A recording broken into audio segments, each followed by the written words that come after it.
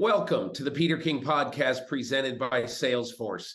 This is going to be a different kind of podcast, a fairly somber podcast in which we spent quite a bit of time discussing the injury and the impact of that injury to Damar Hamlin, the Buffalo safety who, as we record this, 24 hours after the injury to Damar Hamlin on the field in Cincinnati.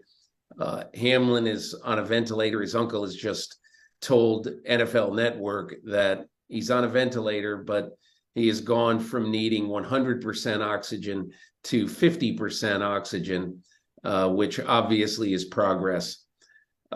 So as we wait for more news, and that news probably will be forthcoming even before you listen to this podcast, I thought it would be best this week to basically get you up to speed about what exactly happened to Damar Hamlin on the field in Cincinnati.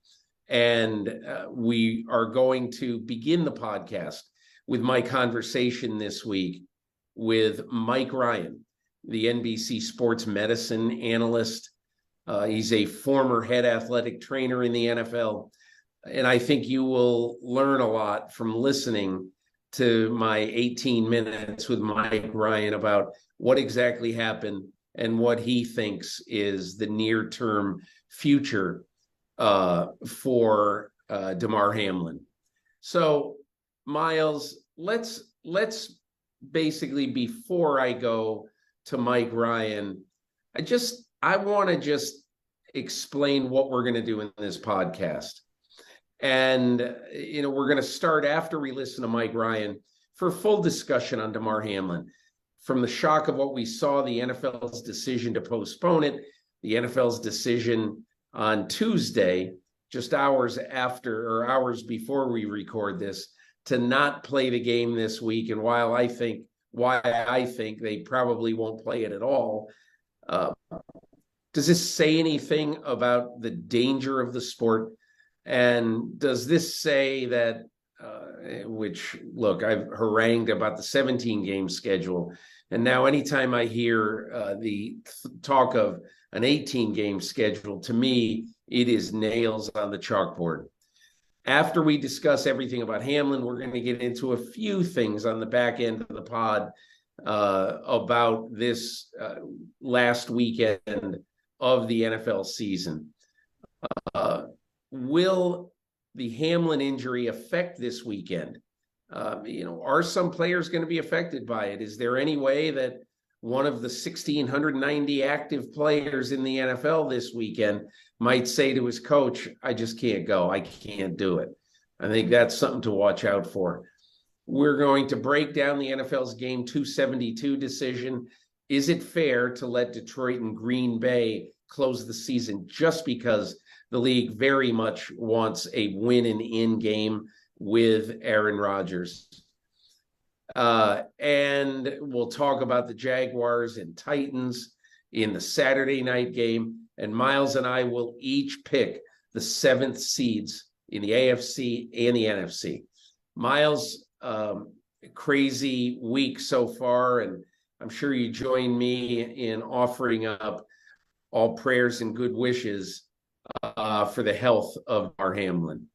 Absolutely, Peter. Yeah, that is what I would certainly start with, with all prayers and thoughts and good vibes in the universe, if that's what you believe, to Hamlin, to his family, to his teammates, to all those who love and care about him, and also to the Buffalo staff, and the people who are in that building every day and really care about those players. Even to the Cincinnati Bengals and their staff and their organization. But, I spent 5 years working for the Rams, first in St. Louis and then in Los Angeles. And, when you are working for a team, you do get to know those players every day. and being around them every day is a special thing. And, from the training staff to, people who work in the media department, and you get to know those guys and you really get to care about those guys. I cannot imagine how devastating that was to experience what they did on Monday night and then having to fly home to Buffalo after that. The emotions must be, overwhelming. So yeah, my thoughts are with them for sure today. We'll get into a lot more of Damar Hamlin. But I decided this sort of flies in the face of what we normally do on this podcast, which is Myles and I will speak for a while about issues of the day, then have the conversation in the middle, and then we'll talk about a few more issues on the back end. But I just thought that let's let Mike Ryan, NFL's sports medicine specialist, let's just let Mike Ryan basically walk us through not only the injury, but what we will expect next. Here's my conversation with Mike Ryan, recorded early Tuesday evening.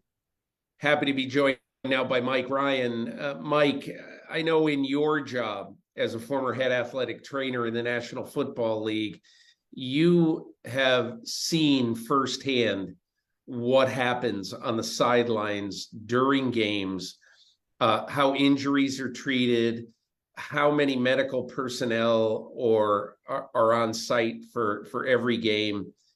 As you watch the game on Monday night, where Damar Hamlin obviously was seriously injured, take me through what you were thinking. Well, I saw it as obviously a play that wasn't too concerning, a normal hit, something you would see multiple times on almost any given play, if you will. But when I saw the players stay down, that was a concern. But when I saw the Bills staff come out and attend to him, and Dr. Tom White, who's a great internal medicine doctor for the Bills, I saw him, he was kind of facing the camera, and I saw the sense of urgency that he went into. And I immediately turned to my son and I said, something's wrong. This is something out of the normal. And they went into the mode, and you could tell right then there was a sense of urgency. Something wasn't the normal, get the wind knocked out of it. And I thought the Bills medical staff, Nate Bresky's the head athletic trainer, and he's a great one as well. They really kicked in. I thought they did a great job of managing obviously a life-threatening condition and handling it textbook as something that NFL athletic trainers and physicians practice on a regular basis for instances, as we saw last night on Monday Night Football. So what you saw, how much can you see by these quick little shots on television? You probably can't tell everything. Like, No. did you see any evidence of CPR being performed? I did not.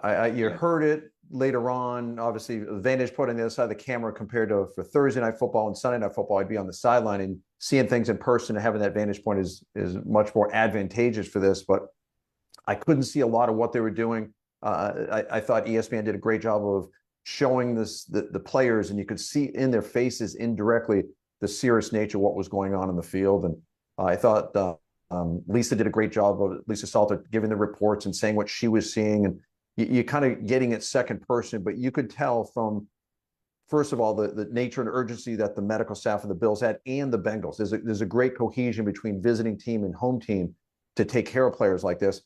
But then obvious the time it took, the player was down, the ambulance coming on the field, and then the reports that kind of trickled in. You could tell this wasn't a normal injury, and the serious nature was obvious in the face of everyone there.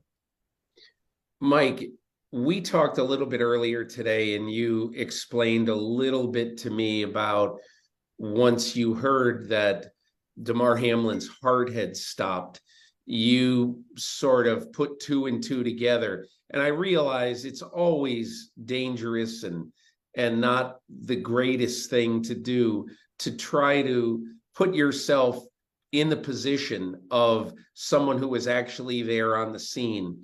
But explain, if you can, what happens to someone, or what can happen to someone if they have blunt force trauma in the chest. About it sounds odd, but that actually can make a person's heart stop, quite literally. Can you explain why that is? It's a condition they call commotio cordis, where it's called disruption of the heart, which is exactly what happens, where the heart has 4 chambers and it contracts in a very sequenced manner, and it's very intricate no matter how fast it's beating, and it's in the same sequence. Well, with trauma to it, and it kind of shocks it, and the electrical shock to that heart is off, if you will. And if that heart isn't functioning the way it should, we saw the instance where Damar stood up and then fell over. So obviously it's a really serious nature, but trauma to that, we don't see it happen that often. But a high school less than a mile from here at my physical therapy clinic in Jacksonville Beach, Florida, a lacrosse player took a lacrosse ball to the chest and the exact same thing happened. And they had to shock that person to bring them back to life. But it can happen. It happens more than we think. And it's something that when you're in a situation, and I can't talk about Damar's scenario per se, but I've run out on an NFL field many times and find unconscious players, and you go through this ABC. And the first thing is the airway. Is the airway open, allowing the person to breathe? The second is breathing. Are they breathing? And second is circulation. Those things, for obvious reason, trump any kind of orthopedic issue. So when you go out there, that's really the first thing you look at. And you go through that checklist. If it's suddenly A, B, and C it isn't there, that's when the medical personnel and the training consistently with NFL athletic trainers and physicians and paramedics, that's when they kick into the mode that we got to restore A, B, and C. And that's exactly what we saw happen last night.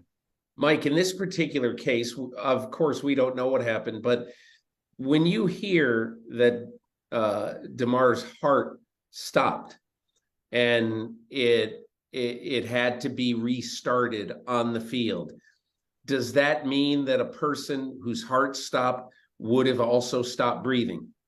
Eventually it would, yes. Yes, because if you're not getting the circulation and you're not feeding the blood to the brain can't control the organs and breathing, diaphragm included. So that sequence can happen. You can have someone that, you know, has some breathing for a short period of time if the heart's not working. But if the heart's not working, you can have real problems. And conversely, you can have a heart breathing, pumping, but you're not breathing because the airway's closed. So the heart is what triggers everything. And obviously having circulation, restoring that circulation is paramount. And I think in this instance of NFL settings where they have emergency physicians, they have obviously team physicians, athletic trainers, they have an airway, they have neurologists, the UNCs there. It's almost a perfect scenario where if you have a really bad situation like this, cardiac issues included, you have amazing personnel right there within 40 yards of you to start the treatment. I think with Damar, I think that the treatment on him started about 25 seconds after impact. That's amazing. That's not going to happen to someone that, you know, falls in the street or falls off a ladder at home or has an issue. So to have that medical personnel to take care of those issues in a very timely manner, because for obvious reasons, time is crucial when you have a heart that's in cardiac arrest. Who would have been likely to actually do the CPR, and would it have been done manually or with a machine? It would have probably been done manually. I don't know in this instance, but a lot of times it would be the head athletic trainer or the internist. The orthopedic surgeon tends to deal with the muscles and joints and bones. The internist tends to be a little bit more skilled towards the internal things, the emergency care thing. So a lot of times, not talking about last night, the internal medicine specialist would probably start that with the head athletic trainer, the obviously manual compressions, but with as far as the influx of air, you can do it manually. A lot of times you use what they call an ambu bag, which is a piece that would fit over and it's a bag, so you can kind of control the breathing. It's a little bit more of a sterile situation. But when stuff like that happens, I've done CPR, not on NFL players, but when you got to get air into the lungs and get that heart breathing and get those compressions, you do whatever you have to ASAP. Is it your feeling that that one of the other things that you'd have to look out for in a situation like that is an internal injury, either to the heart or to something else? And how do you judge that in such an urgent situation? Absolutely, because the secondary issues, that was major trauma to the chest to the point where the heart stopped. Other issues, other organs, a collapsed lung, a broken rib, a ruptured spleen. There's a lot of things that can go on with this, but there's kind of a hierarchy of what you deal with. And first thing first, preserve life. You know, and that's the main thing. Get them stable, get them transport, get those things. So once they got to the hospital, he was listed in critical condition, and he still is, which by definition, critical condition in a hospital setting means his vital signs are not yet stable.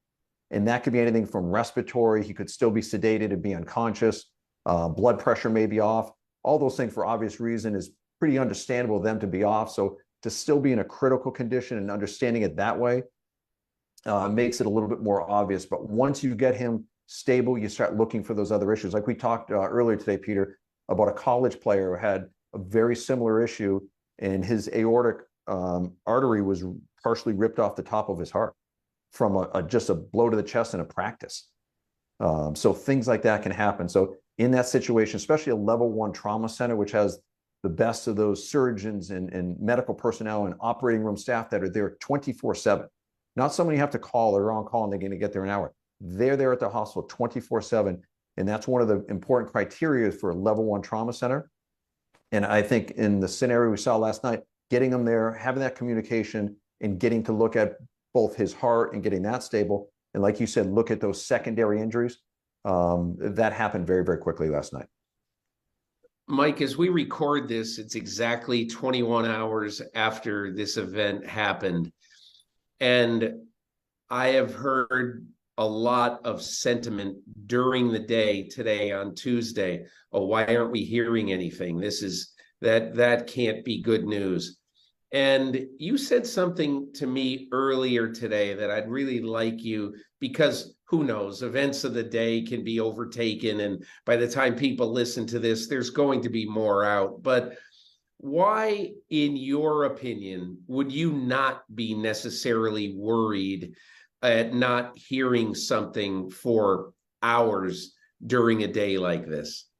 Well, part of it is their job isn't the public opinion per se. Their job is to stabilize Damar. And I think that's a higher priority than getting that information out. So everybody wants to know, but first things first, take care of the player and take care of the patient. So I think that's important. The other thing I think is getting all those other things there and getting everything else stable and getting the family in the loop and getting all that there, that becomes a really important thing, because the shock and the scare that everyone had, teammates included, family members, his mother was in the stands watching that, to kind of take care of them and to not worry about the updates through the media, even though you and I both work in the media. I think that's something that they're going to prioritize. And from now on, you're going to see very strategic reports from the team, what the information they give out. And obviously, one of the things they want to do is make sure they give out good information and positive information, compared to saying, oh, his blood pressure dropped or something else there. So it really becomes less important for them to share that message until they have some information. And hopefully that's good news very soon. Don't you also think, Mike, and this occurred to me thinking about it today, knowing absolutely nothing about medicine, but wouldn't the trauma that this player took be so major and so significant and so harmful to the body that isn't part of the benefit of being sedated and being intubated for a while to help a person breathe? Isn't part of the benefit of that to simply let's let the trauma die down a bit? Let's let this body rest after undergoing the most traumatic thing it's ever been through. Absolutely. Getting him sedated and quiet down, because again, 2 seconds before that impact, he was an elite NFL player. So when a player wakes up with that, I've had players, and you look in their eyes and you're stabilizing their spine and going through your evaluation or going through things like this, they get very frantic and panicked. And that movement and that increased agitation, increased blood pressure is not going to make the medical condition better. So yes, I agree. There are in a lot of ways sedating a player to get things stable so they can do an evaluation. And it's also a good thing for the player, because this is a very stressful situation. If he wakes up and all the things around him, he's in a whole different setting. There's a lot of concern and stress for the player. So sometimes the sedation to get the answers, let the medical staff do their job, and to kind of be understanding of the player to allow him to relax properly. In a lot of ways, a sedation like this is a win-win. Mike, have you ever had to deal with an athlete in your time? As I said at the top, you're an NFL head athletic trainer. Have you ever had to deal with a situation at all like this where a player's heart has stopped? I have not. I've had a handful of players who've had hits on the field and be unconscious. Thank God they all had an airway open. They were breathing. We stabilized them. They came to. Some had temporary paralysis. That thank God all came back as well. But I've never had to be involved with having to do CPR on an NFL player in that situation. So I really have a great respect for the Bills medical staff and how they handled that, because they made it look easy in the flow of that, but that's not an easy thing to do. And also when you're in a player, he was on his back, you get good view of the lungs, but when you get someone with a hit like that and he's face down and now you have to kind of get under him to look through the face mask to see if they're breathing, you got equipment to work with. It's not a perfect setting. You got the other players around there. So it's a setting that's very non-ideal to get that kind of information quickly. So I've been in situations like that, but not where the CPR was required. So I know how difficult situation. It makes it that much more impressive what the Bills, the Bengals staff did, the emergency medical staff. Because remember, that's the same staff that took care of Tua on that Thursday night game. Right. So right. that the paramedics there were very well versed in taking care of NFL players and dealing with that kind of setting. And I think it all showed last night in a positive way. Mike, the last thing I would ask you is, look, you don't know, I don't know, but you certainly know more than 99.9% of the people would know. As you sit here right now and consider Damar Hamlin and what your gut feeling is about how this injury was handled and what his future might be, do you have a gut feeling? Well, I think if I did, it would be more speculative. But I can tell you this, Peter. I've had many players, like I referenced earlier, that had serious injuries that I've had to sit down with them. And what I would do is I'd sit down behind closed doors, just one-on-one, and have a conversation and just kind of reflect on things. I've had players that say to me that one guy who was paralyzed from the neck down short term and everything came back.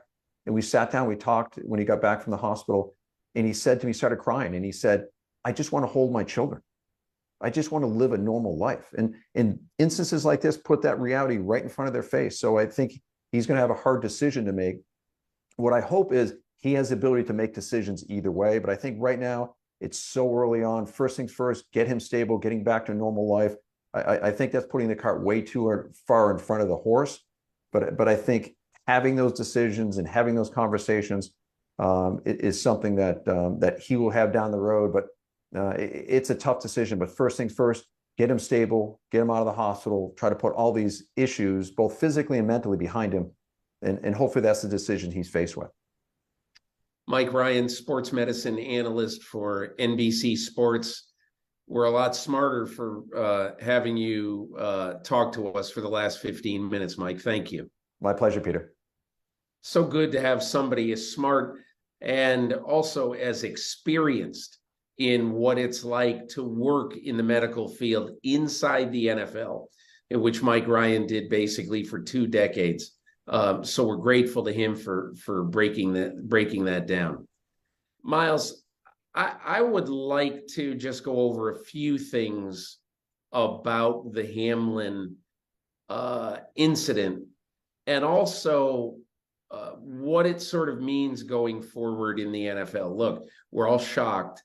We all understand that, there's a good chance that the NFL probably waited a little bit too long.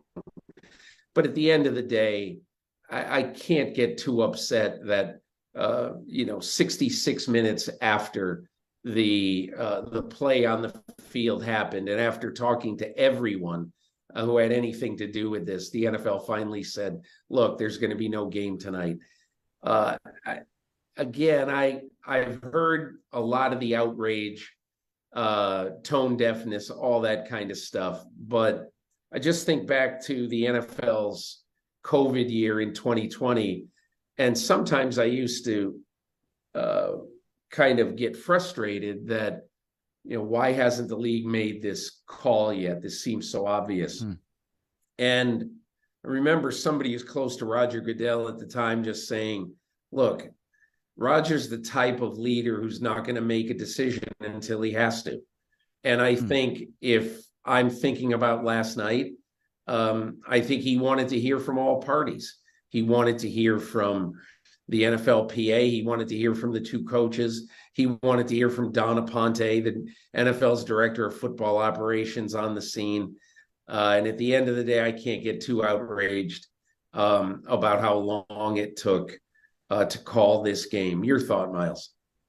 Yeah, the right decision was reached, and for me, the process question is not necessarily as important as the result.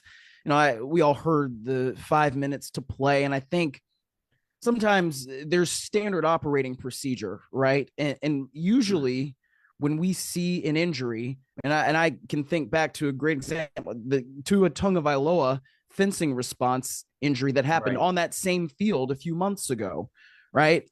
The start of play happened 5 minutes later after he exited the field on a backboard. So that is kind of the standard operating procedure, but it was just in that particular situation that we saw where somebody has administered CPR on the field. It makes it a completely different thing. That's not standard. That's not something that we are used to seeing on a football field. It frankly is not something that any of us are really equipped to handle. So, however, they got to the eventual result of this game is not going to be resumed tonight. I'm kind of all right with it. It's Yeah. we live in a world at this point where we crave immediacy, and that is in part because of social media and everything. And yes, things can seem obvious, but there sometimes is a process of things that you go through. And I think it was pretty clear from the time that both of those teams went back into the locker room that no more football was going to be played tonight, right? But was there longer for an announcement to happen? Sure. But that, they got to the right result. And I think that's what's important. The NFL announced in mid-afternoon on Tuesday that this game would not be played this week. Look, I believe this game is not going to be played. Yeah. But the NFL announced the game would not be played this week, at least. You have any problem with that? No, not at all. This is one of those situations where, especially because it was on Monday night, where you already are giving these two teams a short week to prepare for the last week of the season, which is still ostensibly important for both of those teams and was going to be important regardless of the outcome of that game, for playoff seeding and things like that. But, I don't know how you would make that game up and then ask them to go play in week 18, especially, the way these two teams are right now. I have no problem with that at all. Peter, do you? Zero problem at all with it, mainly because in order to play the game this week, you would either have to tell the teams that we're going to play Cincinnati and Buffalo, which Cincinnati was going to play Baltimore. Buffalo was going to play New England. You'd have to tell, theoretically, Baltimore and New England, oh, hold on, you're not playing this week, and we're not sure when you're going to play. And then you'd basically probably push everything back 1 week and either eliminate the bye week and thus eliminate any Pro Bowl festivities. I mean, look, the Pro Bowl is an absolute mishmash of nothingness. Yeah. But be that as it may, I'm sure there are contracts with Las Vegas, and they've got things that they are contractually obligated to do on that weekend. But who knows? I don't know what they're going to do. But as of now, it just seems a little bit it seems just a little bit far-fetched. That might be too big a word to think of playing this game again. Yeah. I just think, look, I said this a lot today in my 948 media appearances, that I think back 2.5 years to the COVID emergency of 2020, when the NFL announced its schedule, it really had absolutely no idea whether they were going to play the schedule in full or not. Yeah. And so at this point, that was a 16-game season in those days. That was the last year of the 16-game season. And as somebody with the league told me during my reporting for that, look, it's not the biggest problem in the world if one team plays 14 games, 5 teams play 12, some teams play 16. It's just, there's really a lot of times you're kind of tilting at windmills. It's futile to fight against things like this a lot. So I just think that it makes the most sense to not play this game. And Buffalo and Cincinnati would then play 16 games this year, and everybody else would play 17. Yeah. And I think that makes totally good sense given what the circumstances are, and like you said, I mean, I heard you talking about that with Mike Florio this morning on Pro Football Talk Live, where it does harken back to that COVID season, and it just was going to be one of those things that happened. And it's kind of out of anybody's control, right? And that's really what this is at this point. It's not something that was avoidable or something that was intentional. It just is one of those things that has happened now. And so that to me seems like the proper way to deal with it. Myles, does this injury say anything about the danger of football as a sport? Is there anything going forward that you believe the NFL should do about this? Or do you believe this is, in essence, just a tragic one-off? Well, I'll say this. I hope it's a tragic one-off because, I mean, I've not been doing this nearly as long as you have, Peter, but I mean, I've never seen anything like that on a field where somebody has to be administered CPR. That when I saw that tweet, the first time I had seen something about CPR, I saw it on Twitter from Jay Skurski of the Buffalo News, and that rocked me to my core. I didn't even know how to react to that, because that means you are performing life-saving measures. And right. as many times as we've seen catastrophic victories on the field, right?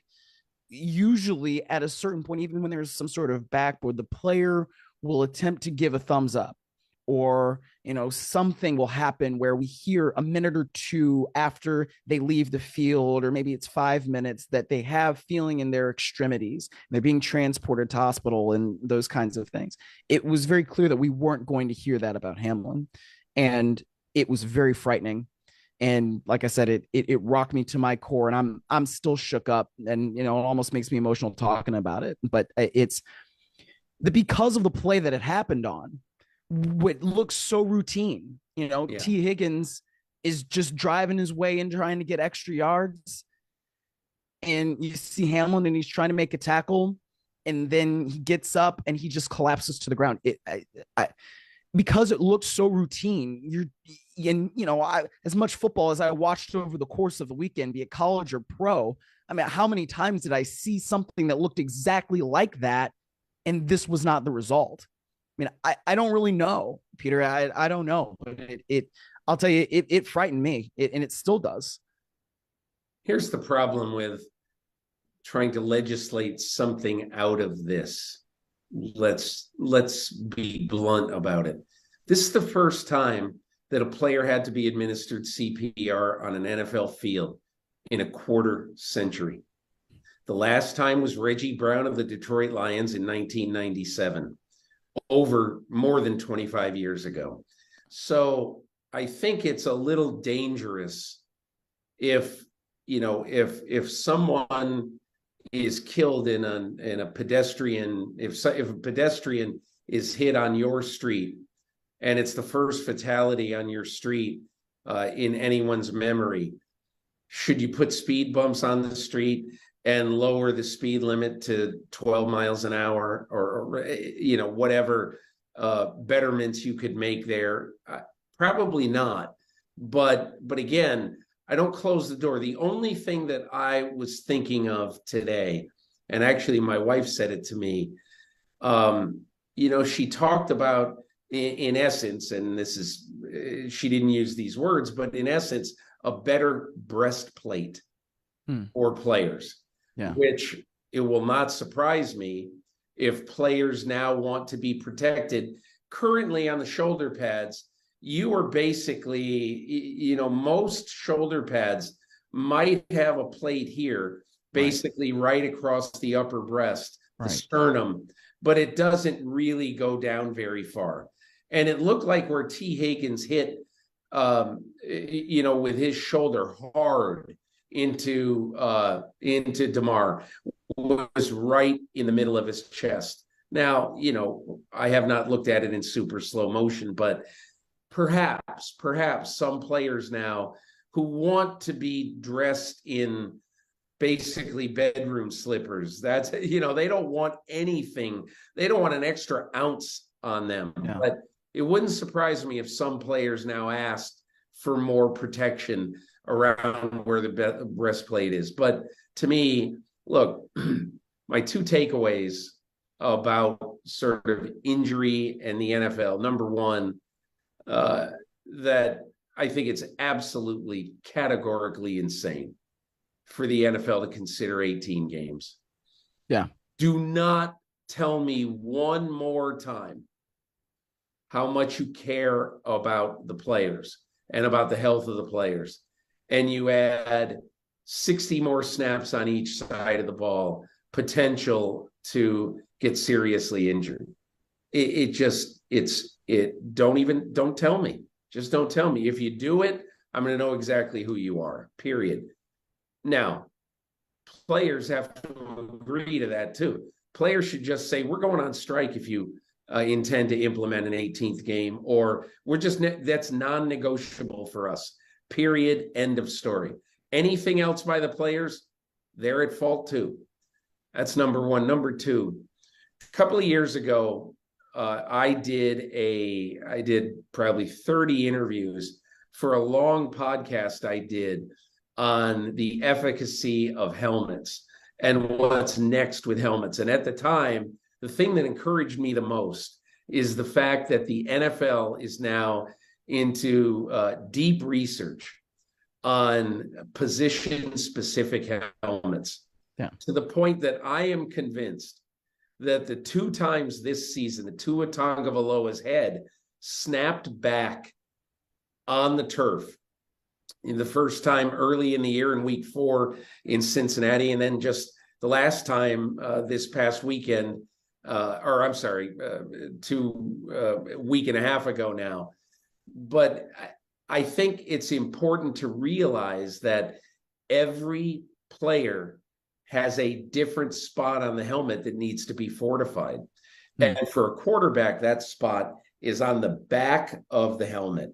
And either, more padding on the interior part of the back of the helmet, and maybe you push the back out a little bit so it looks a little bit different than the current helmet. But those are the two things, draw the line in the sand, no 18th game, and then do a better job and hustle to get position-specific helmets, made and given as an option to every player in the NFL. I do want to say one other thing, and it has to do with mental health. And the NFL on Tuesday afternoon sent out a memo to all NFL team CEOs, presidents, GMs, and head coaches. So basically, every person of authority in the NFL got this memo. And the memo had a couple of reasons. Number one, to say essentially, we're not playing this week. We're not playing this game this week. But the other part of it that was very interesting is they said, listen, we want every team's director of player engagement and whatever you might call your mental health resource person to know that our chief in the mental health area, Dr. Nyaka Lamptey, has basically been in touch with every one of them and said, if any of your players have questions or need help, please avail them of that help this week at your site. And if you need any further assistance, call us and we will either delegate someone to help or we'll give you advice on it. And I think that is hugely important because, like I said, I think there's a chance that there are going to be some players. Think of it, Myles.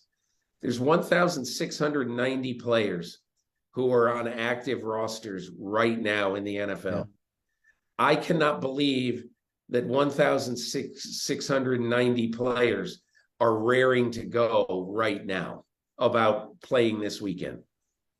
Yeah, absolutely. I mean, I don't know how you could see what you saw on Monday night and, knowing what the players on Cincinnati's team and on Buffalo's team also saw and have been dealing with for the last 24 hours, and not have any sort of feelings about that. And I say that knowing that football players are amazing at compartmentalizing, because I mean, how many times do we see, and a player gets hurt, a player has a terrible injury, and whether it's in practice and it's like move the drill, or it's in a game and that player goes off on a cart, and then we have to keep playing. And like I said, that coaches, players, they're amazing at compartmentalizing, but there comes a point where you almost can't. And even though the business of football was still churning, on Tuesday, there were teams having practices, certain teams had press conferences, things were still moving. Players were going to tryouts and things like that. But I don't know how that can't be in the back of your mind, as you're still going through things this week. Myles, there's 3 or 4 things that I think, and obviously there is no easy segue after spending 40 or 45 minutes on this incredibly sad Damar Hamlin story. But let's try to push the ball forward just a little bit in our remaining time. I want to start with the whole idea right now, as we go down the stretch of this season, about whether the NFL made the right schedule for this last weekend of the season. And I know it's a wow, who cares thing, but there's a lot of people, especially on certain teams, who are not happy with the way the schedule was made. I think I know why the schedule was made the way it was, but let's focus on 2 specific things. Number 1, the NFL's decision on game 272, the final game of the season, the Sunday night game on NBC. The NFL had 2 choices. They could put on Tennessee and Jacksonville for the AFC South Championship, or they could put on Detroit at Green Bay. And if they put on Detroit at Green Bay, they risk, because this is a win and in game for the Green Bay Packers. It might be a win and in game for the Detroit Lions, but only if the Rams go to Seattle and beat the Seahawks in a game in the earlier window in this one. So there's a lot of people who believe that this is unfair, competitively unfair, that you shouldn't have the Lions playing after that game. You should have that game being played simultaneous to the Seattle-LA game, because how hard are the Lions going to try against the Green Bay Packers if they know they have nothing to play for? How do you look at it, Myles? Well, I think it's a big job for Dan Campbell to make sure that his team is properly motivated. And frankly, I think if there's anybody who can do that, it is Dan Campbell. I mean, this is the guy that came out talking about biting kneecaps in his introductory press conference. And he said on Monday that, and this is before the schedule finally came out, but he said it's either going to be a win and in for us, or we're going to be playing spoiler. And I think that if anybody can get his team up for playing spoiler against Aaron Rodgers in Lambeau Field, I do think it's Dan Campbell. But I also think that it's probably not the right move from a competitive balance standpoint to not have Detroit and Green Bay and then Los Angeles and Seattle playing at the same time. It is a decision that is pretty clearly focused on television ratings, which I understand that. I do. And, having Aaron Rodgers in prime time at Lambeau Field trying to make it into the postseason, yeah, that is obviously a compelling story. But at the same time, when you look at it from a competitive balance standpoint, that it really kind of isn't right. It isn't right. I'm going to tell you why I believe this decision was made. The Tennessee Titans have plummeted like a stone in the last 6 weeks. I'd say an anvil. It's amazing how bad they look. And I think the NFL, for the crown jewel of week 18, did not want to put a game between a red hot Jacksonville team. I'll tell you, this is the weirdest storyline of this year. Not only that Jacksonville is playing a game to play a home playoff game, but that the entire free world would be shocked if the Jaguars didn't roll over the Titans. I'm exaggerating, obviously. I mean, anything can happen. Mike Vrabel's a great coach. All that, I get it. But the Titans' fall from grace has been just stunning. So I think the NFL thought, we do not want to have a game midway through the second quarter that's 24-0, and it looks like it's going to get a lot worse. First of all, Tennessee and Jacksonville is one of the worst, has a chance to have one of the worst ratings in a long time for a primetime game in that position. So I think that's one of the reasons why the NFL didn't want to put that game on Sunday. And then secondly, look, I just don't think the NFL is going to turn down a winning game with Aaron Rodgers. Yeah. They don't like what they have to deal with, and the fact that Detroit is either going to be playing for something or isn't. That's really unfair, and they realize that. But I think all things considered, I would have made this same decision if I were the NFL. Myles, the other thing about this weekend that is kind of interesting to me is that, the Pittsburgh Steelers and the Green Bay Packers on Thanksgiving, we basically had given up on both of them. Yeah. Now, this segment, this little chunk here, I believe that the two teams that have the best chance to be the 7th seed right now, the Pittsburgh Steelers need two things to happen. They need the New York Jets to beat the Miami Dolphins, which that's tough. That's going to be a real tough one. And they also need the Buffalo Bills to beat the New England Patriots. That's probably more likely that that's going to happen, but still, it's no sure thing because you have no idea what sort of impact the Monday night situation is going to have on the Bills. But anyway, I'll take Buffalo there in the Pittsburgh there in the AFC. I'll take Green Bay in the NFC. I just think the way they've been playing the last month and the fact that they are going to be playing at home for a playoff spot, I just like their chances. Who are your two? Well, I mean, I really agree with you with Pittsburgh, and it's kind of wild to see the ascent that Pittsburgh has had over these last few weeks. I mean, you want to talk about since the bye week, the Steelers have been very, very good, and we're seeing Kenny Pickett grow up right in front of our eyes. I mean, he is not necessarily just playing like a rookie anymore, and the way that they've been able to finish games with him driving down the field, making big time throws, that's really encouraging, not just for this season, but for the Pittsburgh Steelers going forward into the future. So I certainly can see them getting that 7th seed in the AFC. But over on the NFC side, I don't think it's a given that Seattle's going to beat the Rams. The Rams may have something for Seattle. The Rams have played Seattle very competitively basically since Sean McVay's been there. I mean, you could actually even go back to when Jeff Fisher was coaching the Rams, and they still played Seattle very competitively.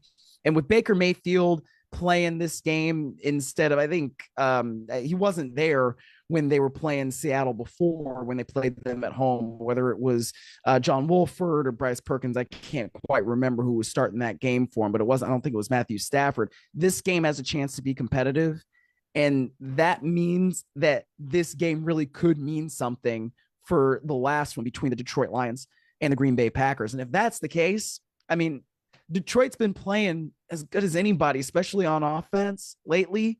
And I really could see Dan Campbell's kneecap biters going in there to Lambeau and biting off some kneecaps and making it to the postseason. I think I can see it too, Myles. I can definitely. I don't care whether Detroit needs the game or not. I could see them going in and winning. My only issue, I don't necessarily think Aaron Rodgers is going to throw for 350 and they're going to put up 38 points. Right. But what I do think is this reborn defense allowing an average in the teens over the last 4 games. Yep.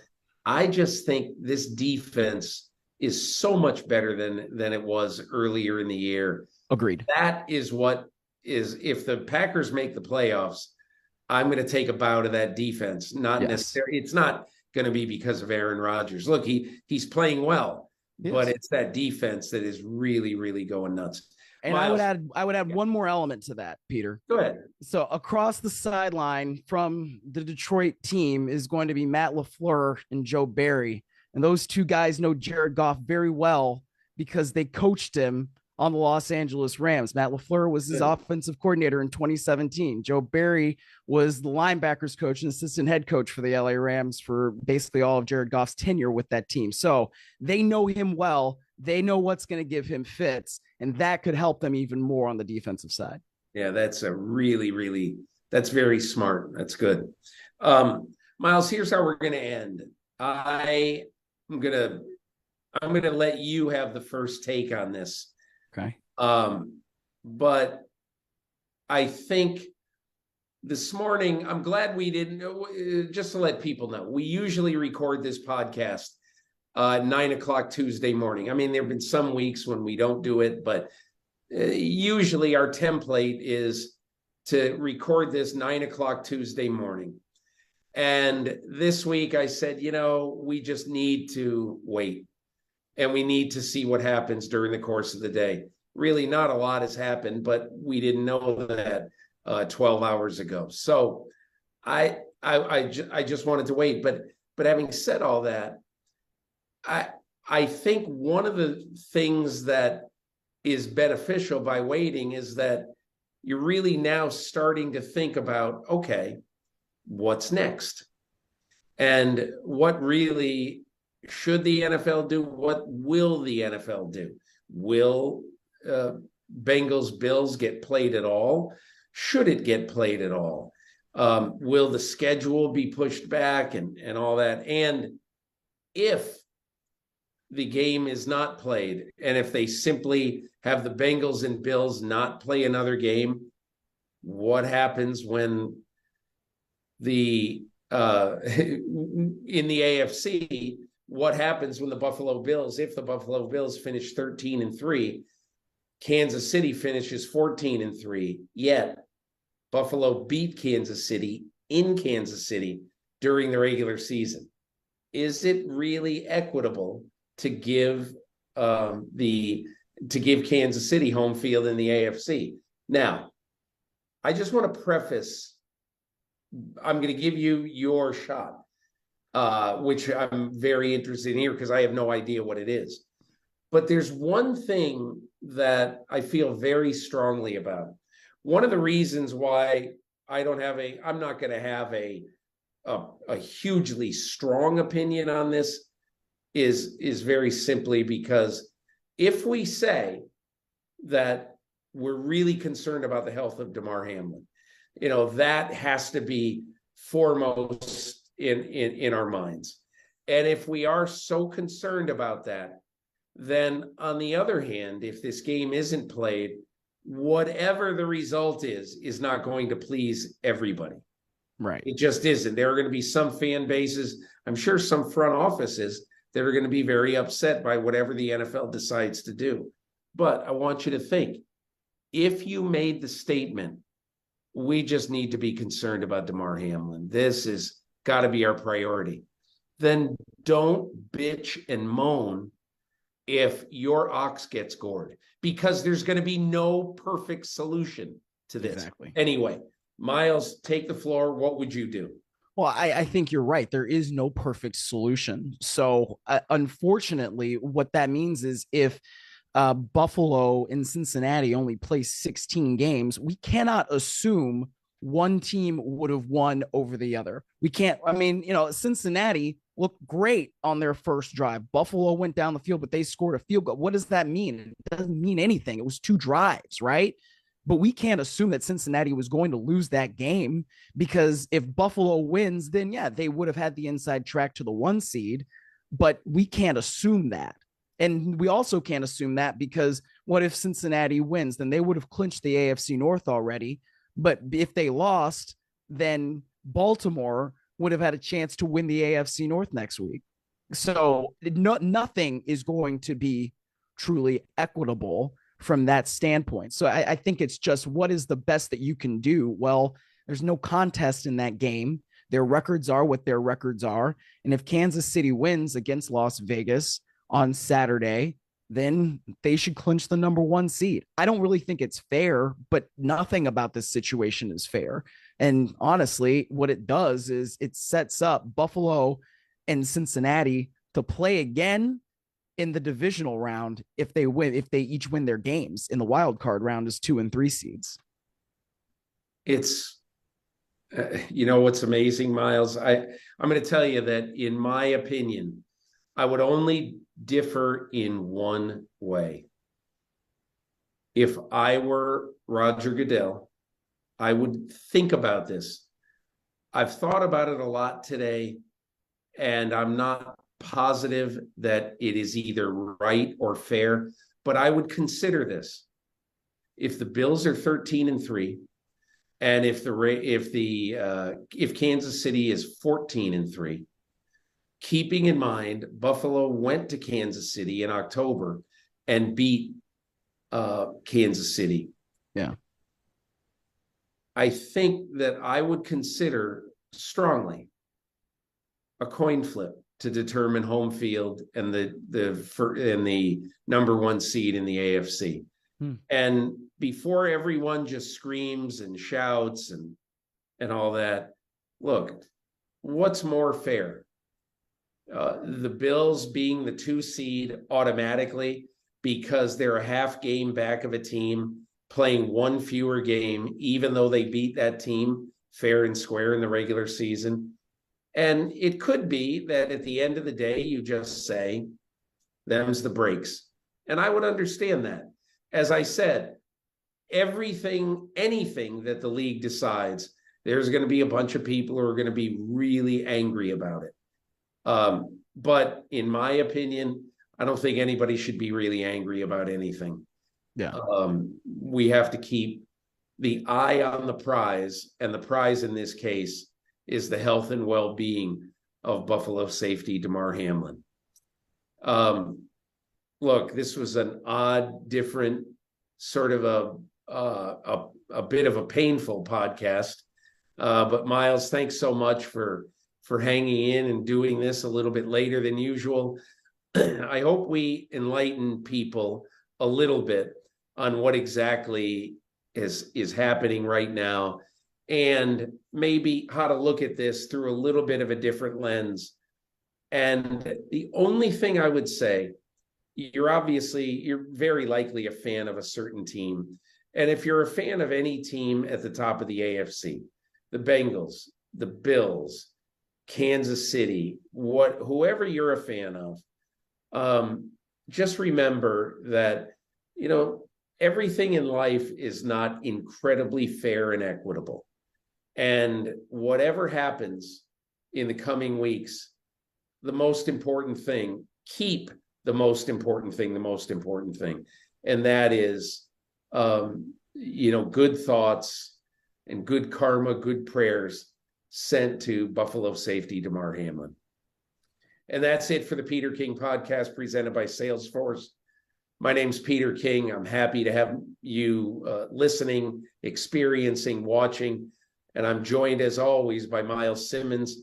We will be back with a regular season closing podcast right here next week. Hi, I'm Mike Tirico, and thanks for watching. Make sure to hit subscribe for the latest news and highlights from NBC Sports.